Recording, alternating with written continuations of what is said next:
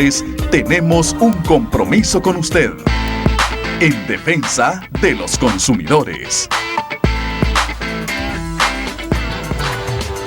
Ya estamos de regreso en Acción 10 en la mañana en el segmento Defensa del Consumidor. Vamos a estar hablando sobre la pérdida del poder adquisitivo y también el desempleo en Nicaragua. Y para ello nos acompaña acá en el estudio Michael Marenco, economista independiente, y también nos acompaña Juan Carlos López de Defensoría al Consumidor. Muchas gracias, muchachos, por acompañarnos acá esta mañana.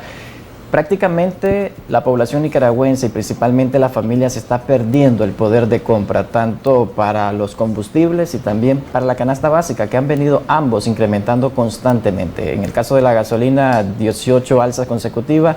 La canasta básica ya está superando los 15.000 córdobas, según las organizaciones de defensa del consumidor. ¿Qué podemos hacer en este sentido, Michael? Bueno, muchas gracias por la invitación. Definitivamente, desde febrero del año pasado, a la fecha el aumento ha sido de alrededor de 800 córdobas desde diciembre de 2020 hasta ahora el aumento ha rondado los 500 córdobas aproximadamente. Entonces, la pérdida de poder adquisitivo es un fenómeno que se ha venido dando a partir de que la economía se ha venido deteriorando, es decir, desde 2018. A ver, en lo que va del año o en el último año, la pérdida de poder adquisitivo ha rondado alrededor del 9.31%. Estamos hablando del nivel de cobertura según el nivel de ingreso de las personas con respecto a la canasta básica.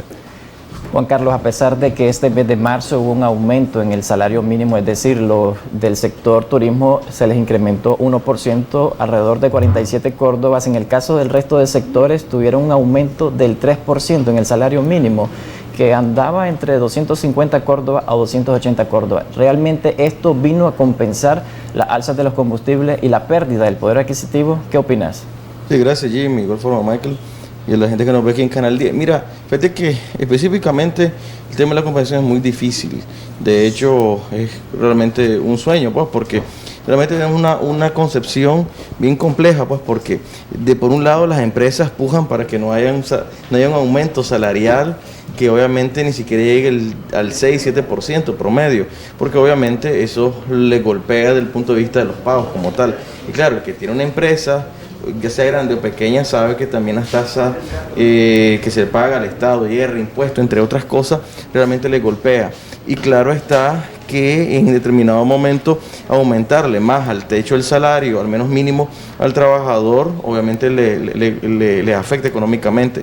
En la vida cotidiana no es la excepción también, porque el consumidor, el que tiene trabajo todavía y hace frente con 280 córdobas más mensual, 250 córdobas más o 300 córdobas, absolutamente eso no representa absolutamente nada en la vida económica. Y peor aún aquellas personas que no tienen un empleo formal o realmente están en desempleo. Entonces, la carestía de la vida, yo personalmente pienso de que no hemos llegado a los 15.000 córdobas, creo que andamos rayando los 14.520 córdobas. Lo que pasa es que el tema de la canasta básica a veces es engañoso. Sin embargo, el Banco Central menciona que hasta el 2019, en julio específicamente, el costo oficial de la canasta básica era de 14.159 córdobas, y si hacemos una comparación de 2019 a julio hasta la fecha, las organizaciones de defensa del consumidor dicen que ya andan en 15.000 córdobas. Sí, eso te digo, realmente el indicador del Banco Central versus la vida cotidiana realmente no es efectivo, o sea, no tiene una paridad completamente, porque por ejemplo los costos de ropa que se incluyen en los 52 productos o de energía eléctrica o el precio de metro cúbico de agua potable obviamente es mayor en la vida real porque está en dependencia en la cantidad de consumo que se tiene. Lo que puedo diferir un poco es que en lo particular no hemos llegado a los 15.000 córdobas, puede ser que estemos casi al límite y obviamente va a aumentar porque en efecto las reformas tributarias, como decía Michael también, la crisis que vive el país, que la sigue viviendo todavía, realmente afecta cotidianamente los anaqueles, supermercados, mercados y obviamente la canasta básica. Michael, en este sentido, en la pérdida del poder adquisitivo, podría ser que está siendo motivado por el desempleo el hecho de que este año el aumento salarial fuera apenas del 1 y el 3%, tomando en cuenta también que en el 2020 solo fue de 2.63%, en 2019 no hubo aumento, prácticamente quedó en cero. Y en años anteriores ya estaba superando los 2 dígitos, es decir, un 10%. Ahí la gente o la clase trabajadora sí podía percibir ese aumento en el salario mínimo. Bueno, solamente para abonar a lo anterior, lo que mencionaba Juan Carlos es cierto, verdad, no existe paridad en cuanto a la unidad de medida de la canasta básica, va a depender del lugar y del producto per se. Entonces, bueno, retomando la pregunta, mira, el tema del salario mínimo es bastante controversial, porque por supuesto toda la población quiere ganar más dinero, pero hay que entender que lo que importa no es la cantidad, o sea, el valor nominal, sino el valor real, es decir, cuántos bienes y servicios vos podés adquirir en el mercado. Juan Carlos mencionaba algo interesantísimo, él decía el tema que recae sobre las empresas.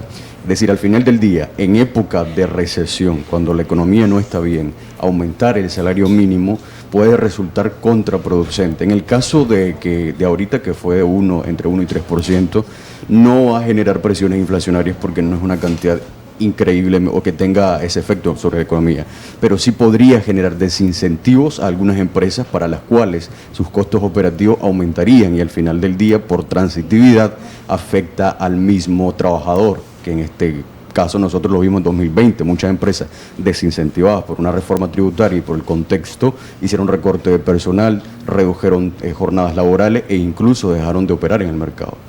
¿Cómo, Juan Carlos, recuperar poder de compra o obtener ingresos económicos cuando el país ha perdido alrededor de 230.000 empleos entre 2018 a la fecha y está encareciendo la gasolina y también la canasta básica? Bueno, a título individual, o sea, como consumidor individualizado, la única opción es tomar medidas restrictivas o de ahorro, por así decirlo. Es la única versión. Si tiene otras oportunidades económicas, a veces se habla de... Mira, el problema aquí es que aquí se habla de emprendedores, muchas veces lo hace el gobierno, pero realmente hay una política pública atrás del emprendedurismo, ¿ves? Entonces el emprendedurismo es la señora que vende fritanga y no está mal, está manteniendo su familia o tratando de, pero no tiene mayores incentivos desde el punto de vista de poder aventurarse en una vida económica. Por otro lado, como lo planteaba Michael, y por adquisitivo va mermando, y en ese caso lo que hace la familia es, si comprabas un arroz de determinada calidad, si no tenés posibilidades y querés comprar la misma cantidad, vas a tener que disminuir esa calidad de arroz, por así decirlo. Hay una tristeza. Si hablamos del frijol, vas a tener que comprar el frijol con pura piedra o gorgojo, pues, como así decimos, pues, realmente. Entonces, cada uno de esas facetas, la gente se tiene que ir restringiendo, la familia. Si hablamos de los combustibles y tenés que echarle combustible a tu vehículo, vas a tener que restringirte la salida si acaso hacían fin de semana, ¿ves? Porque es una realidad, eso a nivel micro. A nivel macro, claro, hay un tema de debate increíble en Nicaragua, hay un tema de una postura política, hay un tema de una postura económica, una postura social, pero claro, eso no está en las manos solamente de unos cuantos, está en una mano de nivel complejo. Y claro, y el gobierno, pues, como mucho, el gobierno puede hacer muchos cambios y entre eso nosotros hace como 2 o 3 semanas pasamos propuestas, hemos estado ahí medio dialogando con unos sectores, inclusive con el MIFIC, porque nuestro planteamiento es también que el tema de las reformas tributarias se deben de revisar, porque eso realmente tiene abogado del sector privado, en general, y también a la población. Michael, ¿es correcto que una economía como la nuestra, que venimos enfrentando 3 años de recesión económica y que posiblemente este año 2021 podríamos empezar a la senda de crecimiento económico, el hecho de que se esté principalmente motivando la economía por nuevas ideas de emprendimientos? Sí, el emprendedurismo tiene un factor relevante sobre la economía, máxime cuando estamos hablando de la población económicamente activa, el 74-76% trabaja en informalidad. Lamentablemente también hay un 46% que está en niveles de subempleo. Estamos hablando de personas que perciben entre el 25 y el 50% del salario mínimo promedio que anda alrededor de 7.000 córdobas como salario mínimo promedio no te cubre ni siquiera el 50% o mejor dicho, casi el 50% de la canasta básica. Pero ahora imagínate percibir entre 25 y 50% del salario mínimo promedio. Por supuesto, el nivel de emprendedurismo, como ha mencionado Juan Carlos, necesita estar catalizado por políticas públicas. ¿Resuelve el tema del emprendimiento el hecho de que las familias estén creando nuevas empresas a través de esta crisis que estamos enfrentando porque no hay poder adquisitivo, no hay empleo? Mira, el emprendimiento en Nicaragua es un nivel de sobrevivencia, de subsistencia. Realmente, a veces... ¿No resuelve el problema de raíz, sí? No, realmente no. De esta manera no. Para resolver el problema de raíz se debe crear un concepto diferente, debe tener un marco legal de apadrinamiento. el tema del acceso a los créditos, no solo con microfinancieras, porque te digo, y no solamente microfinancieras, pero las microfinancieras, los intereses son demasiado ahogadores económicamente, y eso hace que la señora del mercado eso a veces no pueda sobrevivir a ese comportamiento. Al final se necesitan políticas públicas estandarizadas para ver el tema. Obviamente tras de esto está el tema de recaudación, las políticas públicas que tiene el gobierno, porque al final, Jimmy, lo que viene haciendo el gobierno, pues, y lo hace obviamente para sobrevivir en la administración pública, es aplicar más impuestos hasta donde debajo de las piedras. Pues. Ya para ir finalizando esta entrevista, Michael, ¿es necesario que el gobierno se retracte o que de alguna manera revise la ley de concertación tributaria aprobada en 2019 que incrementó los costos de algunos productos de la canasta básica que son importados? Sí, definitivamente eso fue nocivo para el sector empresarial nicaragüense. Primero, que no ocurra una nueva reforma tributaria, y en segundo lugar, que flexibilice o reduzca la presión fiscal, la presión tributaria sobre las empresas. Porque, a ver, lo que hizo fue en un primer momento recaudar, pero después incluso la curva del AFER se aplicó. Es decir, empezó a recaudar 2.000 millones de córdobas menos. Entonces, esto fue completamente desincentivador para el sector empresarial. Y no solamente en pasado, en presente lo sigue siendo. Muchas gracias por acompañarnos acá en el estudio de Acción 10 de la mañana y hablar sobre este importante tema, el poder de compra que están perdiendo los nicaragüenses y también el desempleo que se está percibiendo en nuestro país, acá en el segmento Defensa del Consumidor. Es momento ahora de trasladarnos al otro lado del estudio